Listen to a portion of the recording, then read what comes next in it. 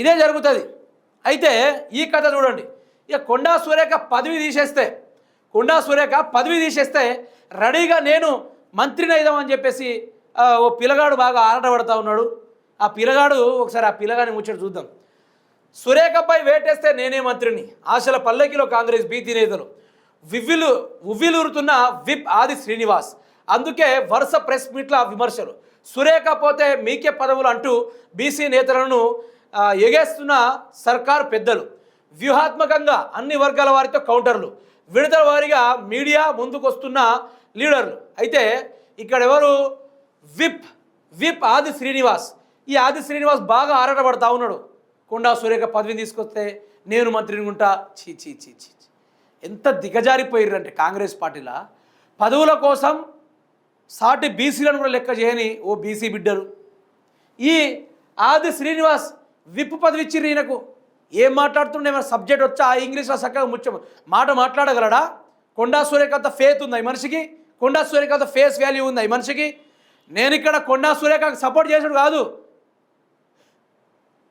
దిక్కులేని స్థితిలో కాంగ్రెస్ పార్టీ ఖతమవుతా ఉన్నది. అర్థం లేని ముచ్చట్లో కాంగ్రెస్ పార్టీ ఆగమవుతా ఉన్నది. దీని గురించి మాట్లాడరు, దీని గురించి అర్థం చేసుకోరు.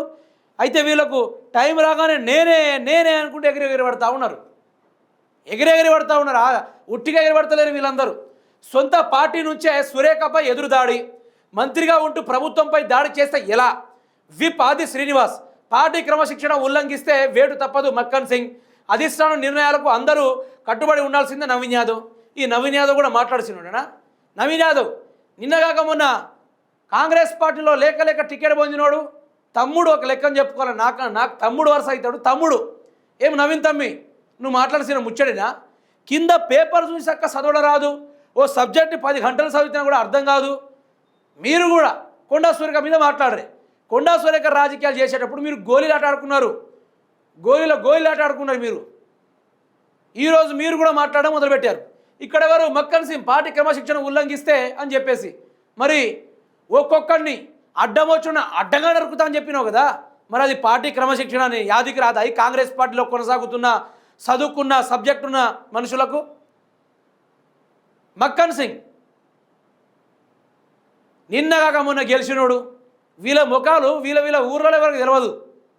నేను పలుసార్లు వాళ్ళ నియోజకవర్గాలకు వెళ్ళి మరి బయట తీసిన మన పిల్లల ఆడికి వెళ్ళి బయట తీసిన వ్యవహారాలు కూడా ఉన్నాయి. ఆయన ముఖం కూడా తెలియదు. అట్లాంటి వాళ్ళు కొండా సురేఖ వీళ్ళందరూ ఆనాడు పాలుకు మిఠాయి పొట్లాలకు గోళీలకు ఆడుకునే వీళ్ళు ఈరోజు కొండా సురేఖ మీద మాట్లాడడానికి వచ్చి వీళ్ళందరూ. పార్టీ ప్రయోజనాలే ముఖ్యం. రామచంద్ర నాయక్ మీరందరూ కట్టలు కట్టిర్రంతా. కాంగ్రెస్ పార్టీలో ఉన్నందుకు మీరంతా తీసుకొచ్చి కట్టలు కట్టిర్రు. అందుకనే పార్టీ ముఖ్యమని ఇక్కడ కనబడతా ఉంది. సిగ్గులేని విమర్శలు ఆపి ప్రభుత్వానికి సహకరించాలి. విజయ రామారావు. అబ్బా ఈయన భలే మాట్లాడాడు. విజయ రమణారావా? ఈయనది దండగా, ఆయన పరిపాలనే దండగా. బాధ్యతాయుతమైన పదవుల్లో ఉండి గీత దాటొద్దు. అద్దంకి దయాకర్. అబ్బో అడ్డాగోలు మాట్లాడే అడ్డాగోలు మాటలు మాట్లాడే అద్దంకి దయాకర్ జర నోరు మాత్రం అదుపులో పెట్టుకో.